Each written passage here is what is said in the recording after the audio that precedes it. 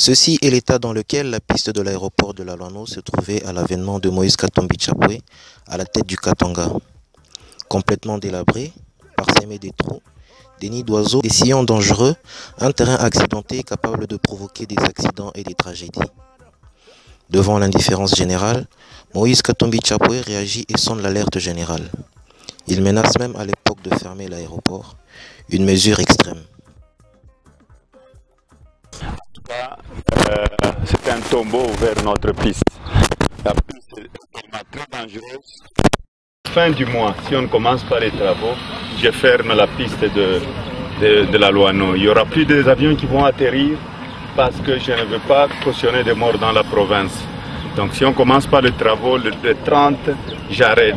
Je dois sécuriser la population congolaise et je dois aussi protéger les étrangers qui viennent et les investisseurs qui viennent. Trop c'est trop, les 30, les travaux ne commencent pas, la piste est fermée.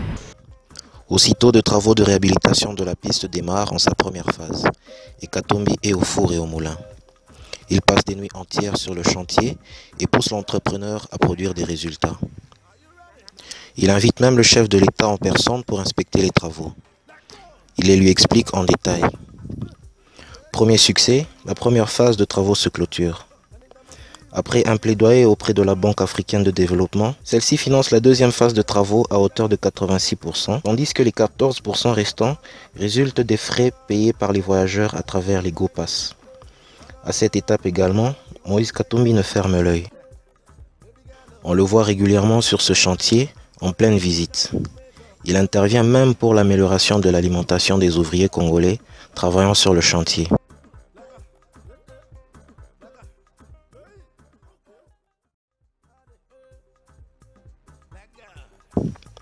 Deuxième succès, les travaux prennent fin et la piste est livrée à temps.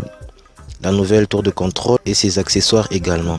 Katumbi fait de la modernisation de l'aérogare une autre priorité. Pour donner l'exemple, avant tout financement extérieur, il réhabilite le salon officiel de cet aéroport. Voilà la modeste contribution de l'archiviste katangais dans le rétablissement de la vérité historique des faits.